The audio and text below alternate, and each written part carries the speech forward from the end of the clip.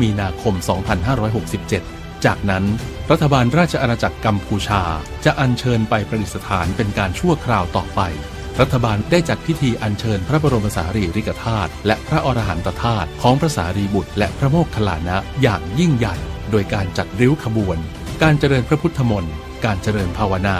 การเผยแพร่องค์ความรู้ผ่านสื่อประชาสัมพันธ์ต่างๆการจัดนิทรรศการสารคดีและหนังสือองค์ความรู้เป็นต้นโดยจัดพิธีอัญเชิญในวันที่ 23 กุมภาพันธ์ 2567 ณ มณฑลพิธีท้องสนามหลวงจากนั้นอัญเชิญไปยังจังหวัดเชียงใหม่อุบลราชธานีและกระบี่นับเป็นครั้งแรกในประวัติศาสตร์ที่มีการอัญเชิญพระบรมสารีริกธาตุจากพิพิธภัณฑ์นิวเดลีและพระอรหันตธาตุของพระสารีบุตรและพระโมคคัลลานะจากประเทศอินเดียมาประดิษฐานเป็นการชั่วคราวณประเทศไทยและมีความเชื่อมั่นว่ากิจกรรมอันสำคัญนี้จะมีพุทธศาสนิกชนทั้งชาวไทยและต่างประเทศเข้าร่วมสักการะบูชาเป็นจำนวนมากอันเป็นการเสริมสร้างสันติธรรมในหมู่ชาวพุทธทั้งในระดับประเทศและระดับนานาชาติโดยมีประเทศไทยเป็นศูนย์กลางความร่วมมือและสามารถพัฒนาไปสู่การเป็นศตวรรษแห่งธรรมะDhamma Century ด้วยการนำหลักธรรมความเชื่อของศาสนาเป็นกลไกสำคัญในการเชื่อมโยงความร่วมมือด้านศาสนาและส่งเสริมคุณธรรมของประชาคมโลกเพื่อสร้างความสงบท่านกำลังติดตามรับฟังสถานีวิทยุกระจายเสียงพระพุทธศาสนาแห่งชาติและสังคมคลื่นเพื่อการศึกษาพระพุทธศาสนาและวัฒนธรรมระบบ FM 104.5 เมกะเฮิรตซ์รายการต่อไปเป็นรายการคดีโลกคดีธรรมเป็นศาสนาสำหรับชาติเราศาสนาในสมัยนี้เป็นของที่แยกจากชาติไม่ได้เป็นความจำเป็นที่เราทั้งหลายผู้เป็นไทยจะต้องมั่นคงอยู่ในศาสนาพระพุทธซึ่งเป็นศาสนาสำหรับชาติเราพระพุทธศาสนาก็ดีหรือศาสนาใดก็ดีที่ตั้งมั่นอยู่ได้ก็ด้วยความมั่นคงของผู้เลื่อมใสตั้งใจที่จะรักษาและข้าพเจ้าพูดทั้งนี้ก็เพื่อชักชวนท่านทั้งหลายอย่างเป็นเพื่อนไทยและเพื่อนพุทธศาสนิกชนด้วยกันทั้งนั้นเพื่อความมั่นคงแห่งพระพุทธศาสนาข้าพเจ้ารู้สึกว่าได้ทำหน้าที่สมควรแก่อุปถัมภ์พระพุทธศาสนาเราจะตั้งใจรักษาศาสนาของเราด้วยชีวิตและถ้าท่านตั้งใจจะช่วยข้าพเจ้าในกิจอันใหญ่นี้แล้วก็จะเป็นที่พอใจข้าพเจ้าเป็นอันมากเพราะฉะนั้นเป็นหน้าที่ของเราทั้งหลายที่จะช่วยกันบำรุงรักษาพระพุทธศาสนาอย่าให้เสื่อมสูญไปการที่จะบำรุงพระพุทธศาสนาเราต้องรู้สึกก่อนว่าหลักของพระพุทธศาสนาคืออะไรเราจะถือว่าเราเป็นไทยด้วยกันหมดเราจะต้องรักษาความเป็นไทยของเราให้ยั่งยืนเราจะต้องรักษาพระพุทธศาสนาให้ถาวรวัฒนาการอย่างที่เป็นมาแล้วหลายชั่วโคตรของเราทั้งหลายพระบรมราโชวาทของพระบาทสมเด็จพระมงกุฎเกล้าเจ้าอยู่หัวรัชกาลที่ 6พระบรมราโชวาทก็ดีพระราชนิพนธ์ก็ดีหรือพระบรมราชโองการของพระมหากษัตริย์ถือเป็นบทบัญญัติแห่งกฎหมายทั้งหมดทั้งสิ้นการบัญญัติให้พระพุทธศาสนาเป็นศาสนาประจำชาติไทยไว้ในรัฐธรรมนูญจึงเป็นสิ่งที่ถูกต้องทั้งกฎหมายและทางโบราณราชประเพณีการบัญญัติให้พระพุทธศาสนาเป็นศาสนาประจำชาติไทยไว้ในรัฐธรรมนูญย่อมเป็นหลักค้ำประกันให้กับประชาชนคนไทยว่าตนได้ปฏิบัติตามกฎหมายอย่างแท้จริงการบัญญัติให้พระพุทธศาสนาเป็นศาสนาประจำชาติไทยไว้ในรัฐธรรมนูญมิได้เป็นการลิดรอนสิทธิเสรีภาพของผู้ใดแต่เป็นการยืนยันความจริงตามกฎหมายและประวัติศาสตร์ชาติไทยการบัญญัติให้พระพุทธศาสนาเป็นศาสนาประจำชาติไทยไว้ในรัฐธรรมนูญจะทำให้พระพุทธศาสนาได้รับการอุปถัมภ์และคุ้มครองจากรัฐดุจเดียวกันกับที่องค์พระมหากษัตริย์ทรงกระทำมาการบัญญัติให้พระพุทธศาสนาเป็นศาสนาประจำชาติไทยไว้ในรัฐธรรมนูญ จะป้องกันพระพุทธศาสนาไม่ให้ถูกลัทธินิกายนอกศาสนากระทำการใดๆได้ด้วยอุบายต่างๆนานาการบัญญัติให้พระพุทธศาสนาเป็นศาสนาประจำชาติไทยไว้ในรัฐธรรมนูญจะทำให้สังคมไทยมีแต่ความสุขร่มเย็นเป็นธรรมทั้งต่อคนศาสนาอื่นและคนสัญชาติอื่นได้อย่างแท้จริงแต่ถ้าไม่บัญญัติให้พระพุทธศาสนาเป็นศาสนาประจำชาติไทยไว้ในรัฐธรรมนูญในอนาคตประเทศไทยจะต้องตกอยู่ในสถานะเดียวกันกับพื้นที่3 จังหวัดชายแดนภาคใต้อย่างแน่นอนพระบรมราโชวาทพระบาทสมเด็จพระเจ้าอยู่หัวในมหาสมาคมณพระที่นั่งอมรินทร์วินิจฉัยในพระบรมมหาราชวังโดยที่พระพุทธศาสนาเป็นศาสนาประจำชาติของเราทั้งตามความศรัทธาเชื่อมั่นของข้าพเจ้าเองก็เห็นเป็นศาสนาที่ดีศาสนาหนึ่งเนื่องในบรรดาสัจธรรมคำสั่งสอนอันชอบด้วยเหตุผลจึงเคยคิดอยู่ว่าถ้าโอกาสอำนวยข้าพเจ้าควรจะได้บวชสักเวลาหนึ่งตามราชประเพณีซึ่งจะเป็นทางสนองพระเดชพระคุณพระราชบูรพการีตามคตินิยมด้วยและนับตั้งแต่ข้าพเจ้าได้ครองราชย์สืบสันตติวงศ์ต่อจากสมเด็จพระเชษฐาธิราชก็ล่วงมากว่า10 ปีแล้วเห็นว่าน่าจะถึงเวลาที่ควรจะทำตามความตั้งใจไว้นั้นแล้วประการหนึ่งอันหนึ่งการที่องค์สมเด็จพระสังฆราชหายประชวรมาได้ในคราวประชวรครั้งหลังนี้ก่อให้เกิดความปีติยินดีแก่ข้าพเจ้ายิ่งนักได้มาคำนึงว่าถ้าในการอุปสมบทของข้าพเจ้าได้มีองค์สมเด็จพระสังฆราชเป็นพระอุปชาแล้วก็จะเป็นการแสดงออกซึ่งความศรัทธาเคารพในพระองค์ท่านของข้าพเจ้าได้อย่างเหมาะสมอีกประการหนึ่งจึงได้ตกลงใจที่จะบรรพชาอุปสมบทในวันที่22 เดือนนี้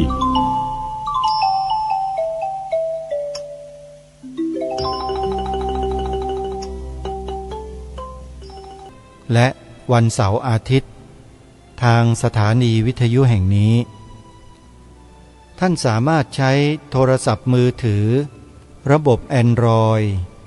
ดาวน์โหลดแอปพลิเคชันที่ชื่อว่าวิทยุพุทธศาสนาทั่วไทยเพื่อติดตามรับฟังรายการคดีโลกคดีธรรมผ่านโทรศัพท์มือถือของท่านได้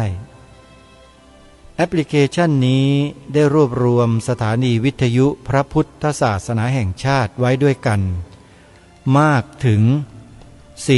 45 สถานีทั่วไทยสาธุชนท่านใดต้องการที่จะรับฟังธรรมะตลอด24 ชั่วโมงไม่มีข้อจำกัดฟังได้ทุกสถานที่ทั่วโลกอยู่ที่ไหนก็สามารถฟังได้ทุกที่เพียงท่านใช้โทรศัพท์มือถือระบบ Android ดาวน์โหลดแอปพลิเคชันที่ชื่อว่าวิทยุพุทธศาสนาทั่วไทยไว้ในโทรศัพท์ให้เรียบร้อย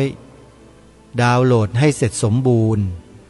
แล้วท่านก็จะสามารถฟังธรรมบรรยายในลักษณะต่างๆได้อย่างมากมายตลอด24 ชั่วโมงหนึ่งในนั้นก็มีรายการคดีโลกคดีธรรมที่ออนแอร์ออกอากาศผ่านสถานีวิทยุ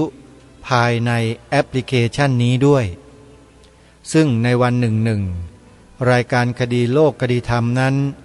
ออกอากาศผ่านสถานีวิทยุในแอปพลิเคชันนี้5 เวลาหมายความว่ารายการคดีโลกคดีธรรมนั้นออนแอร์ออกอากาศหลายเวลาต่างโดยสถานีวิทยุแต่ละสถานีที่นำรายการคดีโลกคดีธรรมไปออกอากาศนั้นออกต่างเวลากันเมื่อมารวมอยู่ในแอปพลิเคชันนี้ก็เลยทำให้รายการคดีโลกคดีธรรมก็เลยสามารถทำให้ท่านผู้ฟังนั้น สามารถรับฟังรายการคดีโลกคดีธรรมนี้ได้ถึง5 เวลาต่อวัน5 เวลามีเวลาไหนบ้างเวลา 9 นาฬิกาติดตามรับฟังทางสถานีวิทยุที่ชื่อว่าวัดหนองกายวัดอารามมงคลวัดศรีอุดมวงศ์เวลา 10 นาฬิกาสามารถรับฟังรายการนี้ได้อีกครั้งหนึ่งทางสถานีวิทยุในแอปพลิเคชันที่ชื่อว่าวัดป่าจริยธรรมเวลา 11 นาฬิการับฟังได้อีกครั้งหนึ่งทางสถานีวิทยุวัดฝายหินเวลา 13 นาฬิการับฟังได้ในช่วงบ่ายทางสถานีวิทยุวัดบ้านปลาคูนและเวลา 1 นาฬิกาหรือตี 1ท่านสามารถรับฟังได้ในช่วงกลางดึกอีกครั้งหนึ่งทางสถานีวิทยุวัดฝายหินนี่คือสถานีวิทยุที่รวมอยู่ภายในแอปพลิเคชันนี้ออกรายการคดีโลกคดีธรรมต่างเวลากันท่านผู้ฟังจึงสามารถรับฟังได้หลายเวลาและที่จังหวัดสุพรรณบุรีมีสถานีวิทยุที่ออกอากาศอยู่ตามปกติที่อำเภอสามชุกจังหวัดสุพรรณบุรีสถานีวิทยุนี้คือสถานีวิทยุพระพุทธศาสนาวัดสามชุกคลื่น FM 100.25 เมกะเฮิรตซ์ออกรายการคดีโลกคดีธรรมวันละ2 เวลาคือเวลา 9 นาฬิกาครั้งหนึ่งและเวลา 20 นาฬิกาอีกครั้งหนึ่งนั่นเท่ากับว่าสถานีวิทยุวัดสามชุกอำเภอสามชุกจังหวัดสุพรรณบุรีนี้ออกรายการคดีโลกคดีธรรมวันละ2 เวลาคือ 9 นาฬิกากับ 20 นาฬิกาท่านที่อยู่จังหวัดสุพรรณบุรีก็สามารถเปิดรับฟังได้ข่าวประชาสัมพันธ์วันนี้ก็ขอเชิญชวนสาธุชนที่สนใจจะร่วมเดินทางไปร่วมงานบุญหนุนกองธรรมทอดผ้าป่าสามัคคีสถานีวิทยุวัดพิษโสภารามตำบลแก้งเหนืออำเภอเขมราชจังหวัดอุบลราชธานีกับคณะของท่านพระอาจารย์สรายุทธสิริสาโรวัดท่าพระยาจักรอำเภออู่ทองจังหวัดสุพรรณบุรีสามารถติดต่อไปที่วัดท่าพระยาจักรได้เลยนะโยมนะเปิดคลื่นมารับฟังรายการต่างๆของสถานีวิทยุสาธุเรดิโอ101 เมกะเฮิรตซ์ได้เลยนะซึ่งสถานีนั้นตั้งอยู่ที่วัดท่าพระยาจักรอำเภออู่ทองจังหวัดสุพรรณบุรีจะจัดรถบัสนำพาญาติธรรมไปร่วมงานบุญหนุนกองธรรมทอดผ้าป่าสถานีวิทยุที่อุบลราชธานีในวันเสาร์ที่17 กุมภาพันธ์ที่จะถึงนี้ใครสนใจก็ติดต่อไปที่สาธุเรดิโอพระอาจารย์สรายุทธได้เลยนะโยมนะและในสัปดาห์ต่อไปก็คือวันมาฆบูชา24 กุมภาพันธ์ตรงกับวันเสาร์ที่24ที่วัดศรีอุดมวงศ์อำเภอวังสะพุงจังหวัดเลยมีงานวันนัดพบญาติธรรมท่านใดมีความประสงค์จะไปร่วมงานบุญครั้งนี้ก็สามารถเดินทางไปร่วมงานกันได้นะโยมนะงานนี้จะมีคณะบรรดาญาติโยมสาธุชนครูบาอาจารย์มาแสดงธรรมกันตลอดทั้งคืนเขาเรียกว่าเทศน์สอดแจ้งแล้วมีงานหล่อพระอัครสาวกเบื้องซ้ายขวาของพระสัมมาสัมพุทธเจ้าเพื่อนำประดิษฐานภายในอุโบสถของวัดศรีอุดมวงศ์ด้วยนั่นก็คือหล่อรูปเหมือนของพระโมคคัลลานะพระสารีบุตร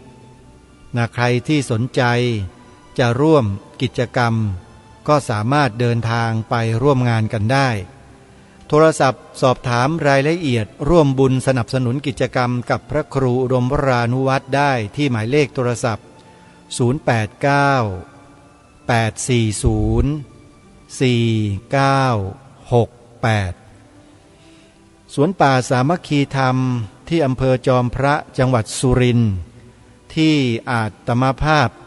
พาญาติโยมไปร่วมกันปลูกป่าเป็นระยะเวลาผ่านมาแล้ว4 ปีเศษต้นไม้เจริญเติบโตขึ้นเยอะในปีนี้ช่วงปลายปีคือประมาณปลายเดือนธันวาคม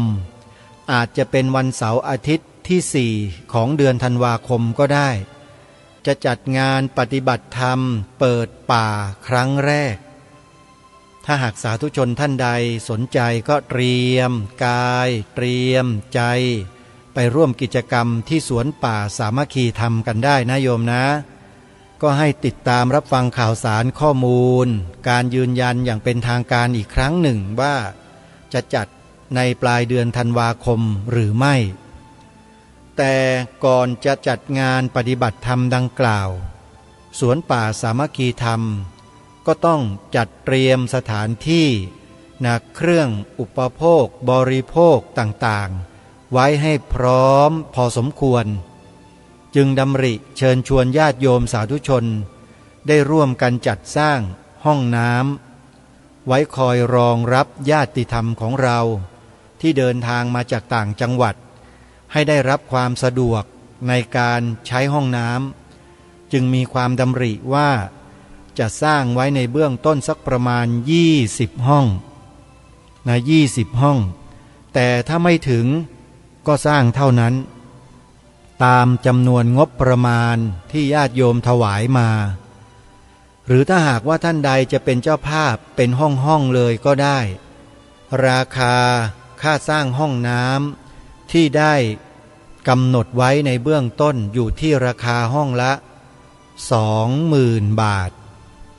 พอให้ใช้ได้เท่านั้นโยมไม่หรูหราไม่ฟู่ฟ้าอะไรนะเพื่อให้เกิดความสะดวกในการใช้งานใครที่จะร่วมทำบุญสร้างห้องน้ำกับสวนป่าสามัคคีธรรมนะโยมก็สามารถร่วมบุญกันได้ให้ญาติโยมโอนปัจจัยเข้ามาที่บัญชีธนาคารไทยพาณิชย์สาขาบางลำพูเลขบัญชี114-214-9897ชื่อบัญชีพระประหลัดนรงฤทธิ์ก็ร่วมบุญกันเข้ามาได้ตามกำลังนะโยมนะส่วนท่านใดจะทำเป็นห้องให้ญาติโยมโทรศัพท์มาแจ้งที่อาตมาภาพโดยตรงที่หมายเลขโทรศัพท์094-662-6935อนุโมทนาบุญกับทุกท่านวันนี้รายการคดีโลกคดีธรรมก็จะยังคงปรารภถึงเนื้อหาที่เกี่ยวกับความมั่นคงของประเทศ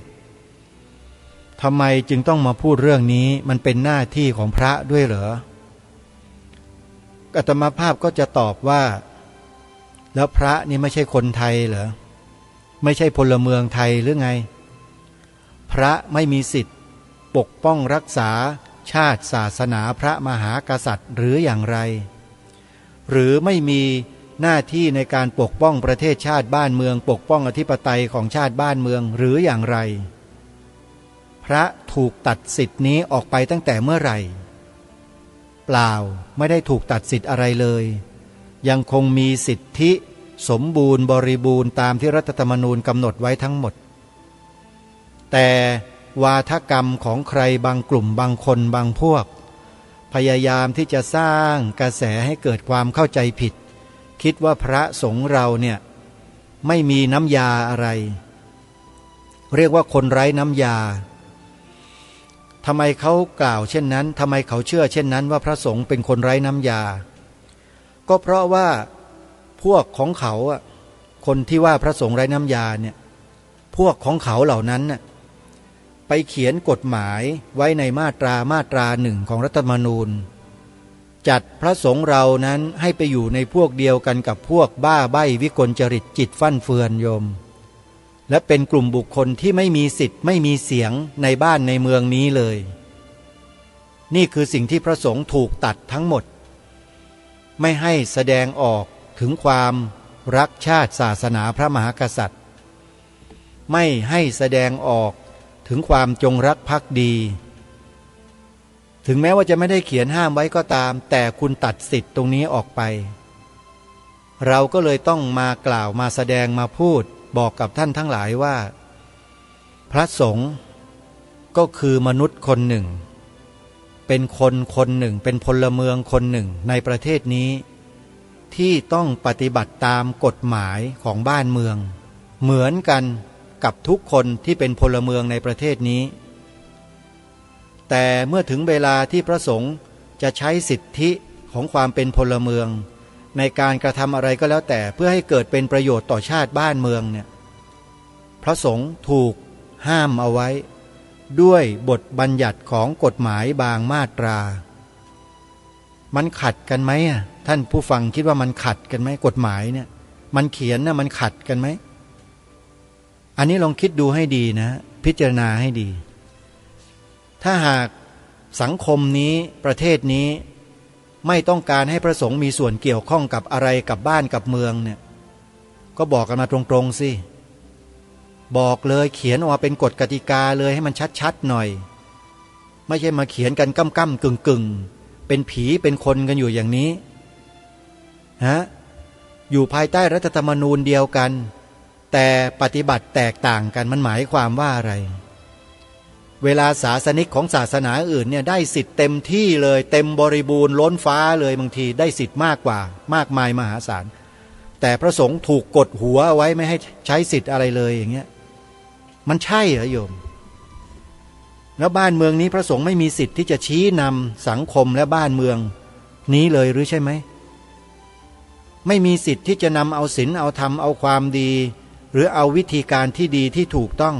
ไปชี้นำสังคมได้เลยหรือถูกจำกัดสิทธิ์เอาไว้เพื่ออะไรจำกัดสิทธิ์ไว้ทำไมไม่ให้พระสงฆ์ทำหน้าที่ไม่ให้พระสงฆ์มีบทบาทในสังคมนี้ทำเพื่ออะไรนอกจากคุณจะกีดกันพระสงฆ์ออกจากสาระบบของการมีสิทธิ์มีเสียงในระบอบประชาธิปไตยนี้แล้วนะคุณยังไปยกย่องส่งเสริมคนต่างศาสนาให้ยิ่งใหญ่ใหญ่โตกว่าพระสงฆ์ในบ้านเมืองนี้เสียอีกจริงหรือไม่ถ้าใครไม่เชื่อว่าสิ่งที่ทางรายการพูดนะว่าเป็นความจริงถ้าใครไม่เชื่อนะหรือจะเชื่อก็ตามท่านไปดูข้อมูลดีกว่ามีคนเขานำเอามาตีแผ่นำเอามาเปิดเผยนำมาชี้แจงแสดงมาไขให้พวกเราคนไทยเนี่ยได้หูตาสว่างจากที่หลับสนิทกันมาโดยตลอดเป็นพวกคนพุทธโลกสวยกันอยู่มาโดยตลอดต้องไปฟังต้องไปดูจึงจะรู้ความเป็นจริงว่าคืออะไรรวมถึงข้อเท็จจริงด้วยบุคคลที่นำมาเผยแพร่นำมาเปิดเผยนำมาอธิบายความเนี่ยไม่ใช่คนธรรมดามีความรู้มีความสามารถและเป็นคนดีที่สำคัญคือเป็นคนกล้าสำคัญคือตรงนี้คือกล้าพูดความจริงรายการคดีโลกคดีธรรมก็มีลักษณะคล้ายๆกันแบบนั้นเป็นแบบนั้นเหมือนกันคือถ้าไม่กล้าก็คงจะไม่ออกมาพูดออกสื่อโทรทัศน์วิทยุอยู่แบบนี้หรอกโยมถ้าคนขี้ขลาดตาขาวเนี่ยเขาไม่กล้าหรอกนะอาตมาภาพไม่ได้ท้าทายหรอกแต่เอาจริงพูดจริงและพูดในสิ่งที่ถูกต้องพูดในสิ่งที่เป็นจริงด้วยแล้วก็นำพาท่านทั้งหลายได้ช่วยกันพูดด้วยแต่ท่านทั้งหลายไม่รู้ว่าจะช่วยกันพูดหรือเปล่าพูดคำว่าพระพุทธศาสนาเป็นศาสนาประจำชาติไทยของเราและอีกประโยคหนึ่งที่ให้ช่วยกันพูดก็คือสีขาวในธงชาติไทยหมายถึงพระพุทธศาสนาเท่านั้น รายการคดีโลกคดีธรรมขอท้าทายสื่อในประเทศไทยทั้งประเทศทั้งหมดไม่กล้าพูดว่าสีขาวในธงชาติหมายถึงพระพุทธศาสนาเท่านั้นท้าทายแม่ทัพนายกองทั้งหมดทั้งทหารตำรวจข้าราชการพลเรือนทุกกระทรวงทบวงกรมไม่กล้าพูดคำนี้นี่คือคำท้าของรายการคดีโลกคดีธรรมนะส่วนเหตุผลพวกคุณไปหากันเองว่าทำไมเขาไม่กล้าพูดแต่ถามว่าคำนี้ควรพูดไหมสีขาวในธงชาติไทยหมายถึงพระพุทธศาสนาเท่านั้นควรพูดมาตั้งนานแล้วแต่ที่ไม่มีใครพูดกันเพราะถูกล้างสมองไม่ให้พูดพูดจาตรงไหมโยมคนไทยจำนวนมากในหลายยุคในหลายเจเนเรชันถูกล้างสมองตั้งแต่โรงเรียนอนุบาลมาจนกระทั่งถึงอุดมศึกษาจนกระทั่งแก่หัวงอกเข้าโรงก็ถูกล้างสมองในเรื่องนี้มาหมดเลยว่าไม่ให้พูดแล้วก็ตีความหมายสีขาวในธงไตรรงค์เหมือนเด็กอนุบาลอยู่อย่างนั้นตลอดชาติตลอดปีสีขาวหมายถึงศาสนาสีขาวหมายถึงศาสนาอยู่แค่นั้นแหละ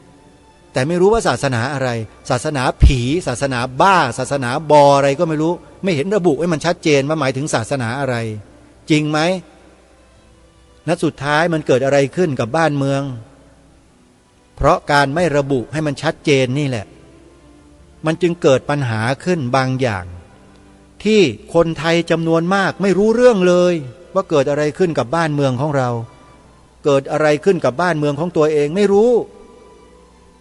จนมีสุภาพสตรีคนหนึ่งออกมาเปิดเผยเปิดโปงให้เราได้รู้กันตอนนี้แล้วถ้าบอกว่าขนาดนี้แล้วไม่ไปดูไม่ไปศึกษาเรียนรู้ไปฟังกันก็เกินไปแล้วนะพวกเราเนี่ยรู้สึกว่ามันจะเห็นแก่ตัวกันมากเกินแล้วนะพวกเราเนี่ยอันนี้ไม่ได้ว่านะแต่พฤติกรรมมันบอกไงขนาดพูดชัดเจนแล้วนะมันมีเหตุการณ์เช่นนี้เกิดขึ้นแล้วนะแล้วถ้าเราไม่ไปศึกษาไปหาข้อมูลไปศึกษาเรียนรู้ไปดูความจริงว่าคืออะไรเนี่ยมันก็อย่างเนี้ยยังก็เป็นอยู่อย่างนี้แหละคือไม่มีการพัฒนาตัวเองกันขึ้นมาสักทีหนึ่งคนไทยเราเนี่ยก็มีแต่ความเกียจคร้านขี้เกียจเห็นแก่ตัวกันอยู่อย่างนี้แหละ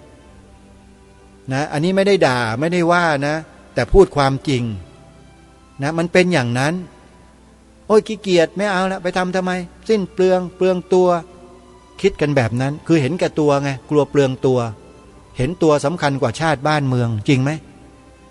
อันนี้จริงไม่จริงก็ลองพิจารณาตัวเองกันดูนะท่านผู้ฟังนะเพราะฉะนั้นสิ่งที่ให้ทำตรงนี้มันมีเหตุผลถึงแม้ว่า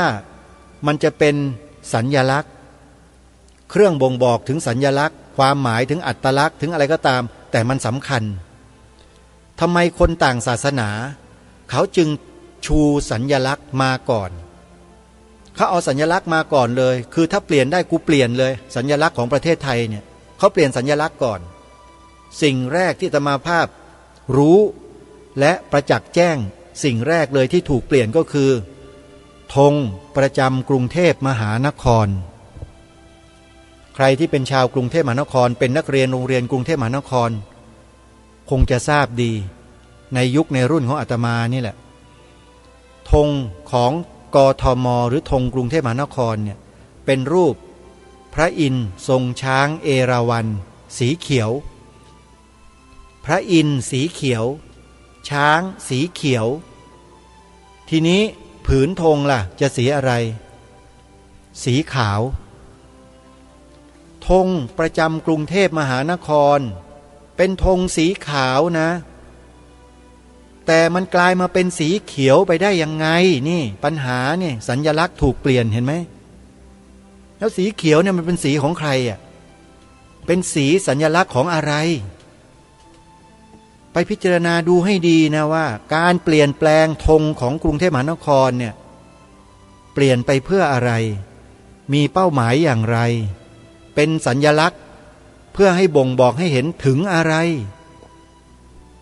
ถ้าคนไม่คิดมากคนที่เห็นแก่ตัวเนี่ยก็จะนิ่งๆเฉย หรือไม่ก็อาจจะตวาดอาตมากลับมาก็ได้เอ้ยวุ่นวายเลยนักหนาว่าพระมาพูดอะไรนักหนาไอ้นี่คนเห็นแก่ตัวจะเป็นอย่างนั้นคือมืดบอดตั้งแต่ต้นจนจบหูตาไม่เคยสว่างสักทีหนึ่งวันนี้ต้องขออภัยญาติโยมด้วยนะที่พูดจาอะไรที่ตรงไปตรงมาเนี่ยธงกทม.ถูกเปลี่ยนเมื่อไหร่ใครเป็นคนเปลี่ยนเพื่ออะไรนี่คือสิ่งที่ค้างคาใจรายการคดีโลกคดีธรรมมาโดยตลอดแล้ววันนี้อาตมาภาพก็โทรศัพท์คุยกันกับเจ้าขององค์กรหนึ่งที่ทางรายการแนะนำให้พวกเราได้ไปฟังกันน่ะสมาคมปกป้องพระพุทธศาสนาแห่งประเทศไทยนะโยมเข้าไปฟังใน YouTube กันบ้างหรือยังใน YouTube นะมีช่องอยู่ช่องหนึ่งที่รายการคดีโลกคดีธรรมแนะนำให้ไปฟังถ้าไม่ฟังจะไม่รู้แล้วก็จะมาตำหนิรายการนี้อยู่ตลอดเพราะฉะนั้นไปฟังให้รู้เสียก่อนว่าเกิดอะไรขึ้นเป็นไปตามที่ทางรายการคดีโลกคดีธรรมกล่าวไว้หรือเปล่าว่าถ้าหากว่าไม่ทำอย่างนี้นะประเทศไทยในอนาคตจะไม่แตกต่างอะไรกับพื้นที่3จังหวัดชายแดนภาคใต้เนี่ยจริงหรือไม่จริงลองไปฟังคลิปของช่องนี้ดูสิช่องเนี้ยที่ชื่อว่าสมาคมปกป้องพระพุทธศาสนาวันนี้นายกสมาคมซึ่งเป็นสุภาพสตรีคนนี้โทรศัพท์คุยแล้วก็ถามเขาว่าเคยรู้ไหมว่าสัญลักษณ์ของประเทศกำลังจะมีคนเปลี่ยนธงชาติก็พยายามเปลี่ยน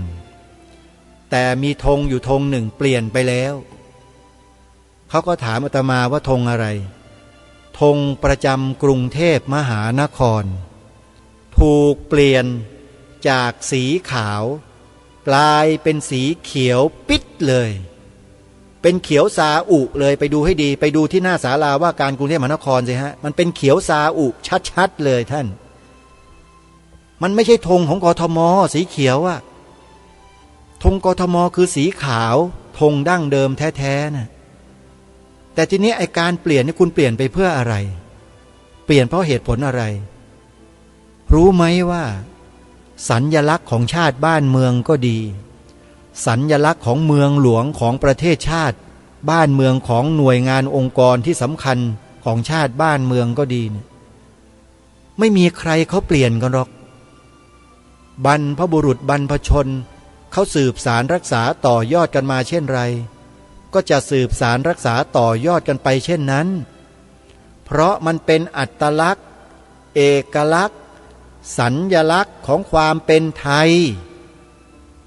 การเปลี่ยนแปลงก็หมายความว่าคุณเปลี่ยนแปลงความเป็นไทยสิคุณอาจจะอ้างได้พูดได้ว่าแหมมันเป็นแค่สัญลักษณ์เฉยๆอ้าวก็เป็นแค่เฉยๆแล้วมึงเปลี่ยนทำไมล่ะเป็นสัญลักษณ์เฉยๆอ่ะไปเปลี่ยนทำไมมึงก็อย่าไปเปลี่ยนดิก็มันเป็นสัญลักษณ์เฉยๆอ่ะอันนี้แปลว่าที่เปลี่ยนนี่แปลว่ามันไม่ธรรมดาสิมันต้องมีอะไรแน่ๆถึงเปลี่ยนใช่ไหมลองเปลี่ยนกลับมาใช้เป็นธงกทม.เหมือนเดิมสิเป็นสีขาวสิดูสิมันจะมีปัญหาอะไรไหมลองดูสิถ้ามีปัญหาเราก็พูดกลับเหมือนกันจะไปมีปัญหาทำไมมันเป็นแค่สัญลักษณ์ก็เหมือนกับที่เขาพูดกับเราเมื่อกี้เนี่ยว่าเราให้เราสนใจทำไมมันเป็นแค่สัญลักษณ์เราก็จะพูดเหมือนกันว่ามันก็เป็นแค่สัญลักษณ์ก็จะเปลี่ยนกลับมาเห็นไหมเพราะฉะนั้นถ้าจะแถจะไถกันเนี่ยนะเราก็ไถได้แถได้กับคนพวกนี้มาแบบแถเราก็ไปแบบไถมาแบบไถเราก็ไปแบบแถเหมือนกันเล่นกับคนพวกแถไถพวกนี้มันก็ต้องไถแถกลับเหมือนกันโยมเพราะฉะนั้นเรื่องนี้นายกสมาคมปกป้องพระพุทธศาสนาประเทศไทยรับเรื่องไปแล้วจะไปรื้อค้นไปสืบดูซิว่าใครเป็นต้นเรื่องทำให้ธงประจำกทม.เปลี่ยนจากสีขาวอันบริสุทธิ์ให้เป็นสีเขียวซาอุดิอาระเบียไปดูได้นะว่าสีเขียวซาอุดิอาระเบียจริงหรือเปล่าเดี๋ยวจะหาว่ารายการนี้โม้อีกถ้าไม่จริงอาจจะไม่พูดหรอกโยม ไปยืนที่หน้าศาลาว่าการกรุงเทพไปยืนที่เสาชิงช้าแล้วมองเข้าไปที่ศาลาว่าการกรุงเทพหันหลังให้กับวัดสุทัศน์นะแล้วมองไปข้างหน้าคุณจะเห็นธงสีเขียวเนี่ยเรียงเป็นตับเลยเต็มไปหมดเลยนั่นแหละสัญลักษณ์ของเมืองหลวงประเทศไทยเราถูกเปลี่ยนใครเปลี่ยนไปได้ยังไงเปลี่ยนด้วยสาเหตุอะไรทำไมต้องเปลี่ยนเพราะสีขาวของเมืองหลวงธงสีขาวเป็นสัญลักษณ์ของเมืองหลวงของประเทศไทยนั้นถูกต้องแล้วเพราะประเทศไทยนั้นมีธงชาติที่มีสีขาวเป็นสัญลักษณ์อยู่ในธงประเทศไทยก็จะต้องเป็นสีขาวกทมก็ต้องเป็นสีขาวเพราะฉะนั้นใครมาเปลี่ยนธงกทมจากสีขาวไปเป็นสีเขียวเดี๋ยวทางนายกสมาคมปกป้องพระพุทธศาสนาประเทศไทยเขาจะไปจัดการสืบค้นเองอาตมาภาพฝากไปแล้วเคยฝากหม่อมหลวงกาญจพงศ์วรวุฒิหม่อมช้างนี่ต้องเอาอย่างที่นายกสมาคมปกป้องพระพุทธศาสนาที่เป็นผู้หญิงแท้ๆเป็นสตรีแท้ๆนี่มาดูทุกคนมาดูตัวอย่างการทำงานของเขาในฐานะที่เป็นพลเมืองไทยคนหนึ่งในฐานะที่เป็นพุทธศาสนิกชนไทยคนหนึ่งในฐานะที่เป็นสตรีคนหนึ่งผู้ชายอกสามศอกยังสู้ไม่ได้เลยในการทำงานเนี่ยอาตมาขอบอกเลยเคยเจอคนมาเยอะร่วมงานกันมามากนะส่วนมากส่วนใหญ่แล้วก็จะอย่างนี้แหละก็จะเห็นกันแบบนี้แหละนะอาตมาภาพเนี่ยสัมผัสและเจอมาเยอะไม่เคยไว้เนื้อเชื่อใจใครทั้งนั้นในการทำงานเนี่ยเชื่อมั่นตัวเองคนเดียวว่าสิ่งที่ทำสิ่งที่พูดสิ่งที่ทำคำที่พูดนี้เป็นสิ่งที่ถูกต้องดีแล้วเหมาะสมแล้วใครก็จะมาโต้แย้งขัดแย้งต่อต้านคัดค้านก็ไม่ได้เพราะอะไรเพราะได้อัญเชิญพระราชปณิธานแนวพระราชดำริขององค์บุรพมหากษัตริย์มากล่าวทั้งนั้นเลยอย่างข้อหนึ่งข้อแรกที่ให้ทำกันน่ะกล่าวคำว่าพระพุทธศาสนาเป็นศาสนาประจำชาติไทยของเราเนี่ยนี่ก็เป็นพระบรมราโชวาทของพระมหากษัตริย์ที่ให้ตีความหรือแปลความหมายสีขาวในธงชาติไทยให้หมายถึงพระพุทธศาสนาเท่านั้นก็เหมือนกันเป็นพระราชนิพนธ์ขององค์พระมหากษัตริย์ที่พระองค์ได้ทรงกำหนดสีขาวในธงชาติไทยไว้อย่างนี้รายการคดีโลกคดีธรรมไม่ได้อวดอุตริมาทำขึ้นเองนะอัญเชิญขององค์พระมหากษัตริย์มาถ่ายทอดให้พวกเราคนไทยช่วยกันสืบสารรักษาต่อยอดอย่าเป็นลูกหลานอย่าเป็นประสบนิกรที่อกตัญญูนะอย่านะโยมอกตัญญูเมื่อไหร่ฉิบหายเมื่อนั้นชีวิตไม่มีทางเจริญได้เลยคนอกตัญญูจำไว้อกตัญญูต่อบ้านเมืองอกตัญญูต่อองค์พระมหากษัตริย์อกตัญญูต่อบิดามารดาพี่ป้าน้าอาปู่ย่าตายายญาติพี่น้องผู้มีพระคุณทั้งหลายครูบาอาจารย์อุปชายาจารย์ถ้าใครอกตัญญูต่อท่านเหล่านี้ฉิบหายทุกรายไม่มีเจริญหรอกโดยเฉพาะอกตัญญูต่อประเทศชาติบ้านเมืองต่อสถาบันหลักของชาติทั้งสามการที่รายการคดีโลกคดีธรรมรณรงค์ให้เชิดชูให้ยกย่องสถาบันสูงสุดของประเทศนี้ให้เป็นที่ปรากฏเด่นชัดและถูกต้องจึงเป็นความกตัญญูกตเวทีโดยแท้ไม่ใช่คนอกตัญญูเลยแม้แต่นิดเดียวจึงไม่หวาดหวั่นแล้วก็ไม่หวั่นไหวกับอะไรทั้งนั้นเพราะทำในสิ่งที่ถูกต้องมาโดยตลอดเพราะฉะนั้นท่านผู้ฟังทุกท่านนะข้อมูลตอนนี้กำลังไหลมาอยู่ที่พวกเราว่าจะเก็บจะตักข้อมูลนี้สู่ความรู้สึกนึกคิดสู่สมองเราหรือเปล่ารายการนี้แนะนำแล้วบอกแล้วนะฮะว่ามีข้อมูลที่เขานำมาเปิดโปง สิ่งที่มันซุกอยู่ใต้ดินที่เราไม่เคยรู้มาก่อนว่าประเทศไทยเราเนี่ยกำลังถูกบ่อนแซะทำลายถูกชอนชัยด้วยอะไร ไปดูฮะคลิปใน YouTube คลิปวิดีโอใน YouTube ที่เจ้าขององค์กรทำขึ้นเองอ่านเองประกาศเองเปิดหน้าให้เห็นหมดเลยว่าใครไม่มีปิดบังเลยเพราะกล้านี่แหละเขาเรียกว่าคนกล้าจริงนะเมื่อเขากล้าที่จะมาเปิดโปงสิ่งที่มันลึกลับซับซ้อนซ่อนเงื่อนอยู่ในประเทศของเราเนี่ยแล้วเราเองเป็นเจ้าของประเทศมีส่วนร่วมในการที่จะสืบสานรักษาต่อยอดความเป็นประเทศชาติบ้านเมืองแล้วเราปฏิเสธไม่ฟังไม่ดูไม่สนใจอะไรต่างหมายความว่าไงถามตัวเองนะว่าหมายความว่าไงถามอีกว่าเราเป็นคนเช่นไรกันแน่แล้วหาคำตอบให้เจอนะทางรายการนี่ย้ำแล้วย้ำอีกว่าทำเพื่อส่วนรวม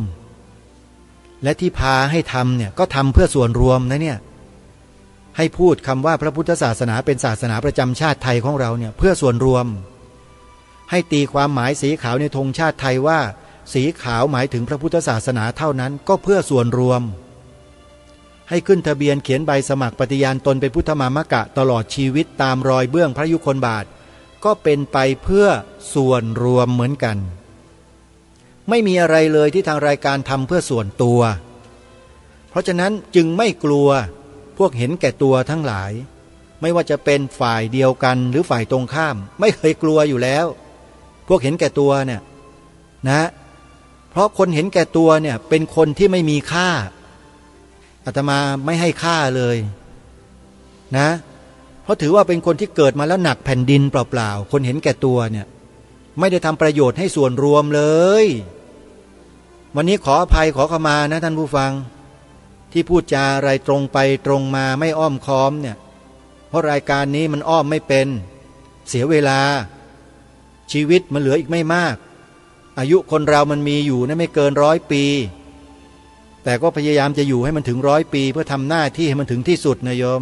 ไม่ได้อยู่ไว้เพื่ออะไรหรอกนะเพราะนั้นให้เห็นใจอาตมาด้วยนะโยมนะ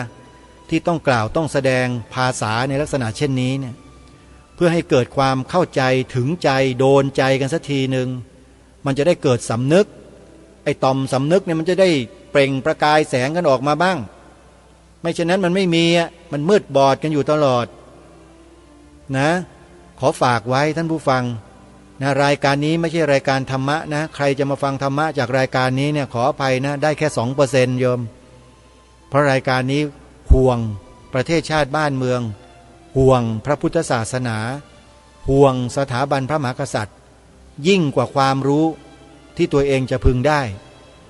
นะเพราะฉะนั้นเรื่องนี้เรื่องสำคัญมากความมั่นคงเป็นความมั่นคงเลยความมั่นคงของ3 สถาบันของชาติเราเนี่ยนี่คือหน้าที่ที่เราต้องทำแล้วกฎหมายรัฐธรรมนูญมาตรา50ก็ได้กำหนดไว้เรียบร้อยแล้วในข้อที่1ว่าให้พวกเราคนไทยนั้นนะมีหน้าที่อะไรทำอะไรเพื่ออะไรเขียนไว้ชัดเจนอยู่แล้วและนี่คือการทำหน้าที่ตามรัฐธรรมนูญกำหนดมาตรา50ข้อที่1นะเพราะฉะนั้นญาติโยมสาธุชนทุกท่านนะเราเป็นพลเมืองที่อยู่ภายใต้กฎหมายรัฐธรรมนูญเราจะต้องทำตามที่กฎหมายกำหนดมาตรา50ข้อที่1ท่านไปเปิดดูกันได้นั่นแหละคือสิ่งที่ทางรายการทำหน้าที่อยู่ตามรัฐธรรมนูญข้อนั้น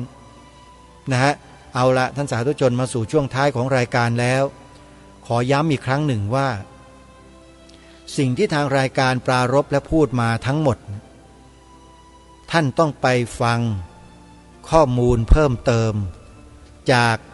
นายกสมาคมปกป้องพระพุทธศาสนาแห่งประเทศไทยในปัจจุบันที่กำลังออกคลิปอยู่ตลอดเลยตอนนี้เพราะอดรนทนต่อความเอาเปรียบนะความเอาเปรียบความเห็นแก่ตัวของใครบางกลุ่มบางพวกไม่ได้ใครก็ไม่รู้ไปฟังกันเองนะชื่อคลิปนะโยมจดไว้ชื่อคลิปโยมพิมพ์คำว่าสมาคม ปกป้องพระพุทธศาสนา แห่งประเทศไทยจดทันไหมเดี๋ยวบอกอีกครั้งหนึ่งนะสมาคมปกป้องพระพุทธศาสนา แห่งประเทศไทยนายโยมไปเปิดดูใน YouTube นะเรื่องราวเนื้อหาข้อมูลต่างๆเหล่านั้นเป็นสิ่งที่ไม่น่าเชื่อว่ามันจะปล่อยให้เกิดขึ้นในบ้านในเมืองไทยของเราได้แล้วก็ยังคงมีการที่จะทำให้มันเป็นไปมากขึ้นยิ่งกว่าเดิมอีกด้วยปล่อยปละละเลยกันให้เกิดขึ้นกันมากมายเช่นนี้กันได้อย่างไรมันควรที่จะยับยั้งและหยุดในที่สุดแล้วก็ยกเลิกทั้งหมดได้แล้วมันไม่ใช่แล้วที่ผ่านมานั้นยังไม่เพียงพอได้คืบจะเอาศอกได้ศอกจะเอาวาได้วาจะเอาเส้นได้เส้นจะเอาโยชน์ลักษณะแบบนี้เขาเรียกคนประเภทใดท่านผู้ฟังเรียกว่าอย่างไรต้องไปฟังคลิปที่แนะนำนี้ท่านจะทราบด้วยตัวของท่านเองคลิปสมาคมปกป้องพระพุทธศาสนาแห่งประเทศไทยวันนี้เวลาของรายการหมดท่านผู้ฟังต้องขอสมมติยุติรายการไว้แต่เพียงเท่านี้พบกับรายการได้ใหม่ในวันต่อไปขอความสุขความสวัสดีในธรรมแห่งองค์สมเด็จพระบรมศาสดาสัมมาสัมพุทธเจ้าจงปรากฏเกิดมีขึ้นในจิตใจของท่านผู้ฟังทุกท่านทุกคนเทินขอเจริญพรกล้าคิดก็ต้องกล้าทำอย่ากลัวถ้าทำความดีเป็นศึกษาปัญหาให้ทันท่วงทีเมืองไทยจะพัฒนากว่านี้รายการดีคดีโลกคดีธรรมขอรำพันบรรยายความคิดเครื่องหมายแห่งสีทั้งสามงามถนัดขาวคือบริสุทธิ์สีสวัสดิ์หมายพระไตรรัตน์และธรรมะคุ้มจิตไทยแดงคือโลหิตเราใสซึ่งยอมสละได้เพื่อรักษาชาติศาสนาน้ำเงินคือสีโสภาอันจอมประชาพระโปรดเป็นของส่วนองค์จับริ้วเข้าเป็นไตรรงค์ยิ่งเป็นสีธงที่รักแห่งเราชาวไทยทหารอวตารนำไปยงยุทธวิชัยวิชิตก็ชูเกียรติสยามประเทศไทยที่เจริญมั่นคงมาได้จนถึงทุกวันนี้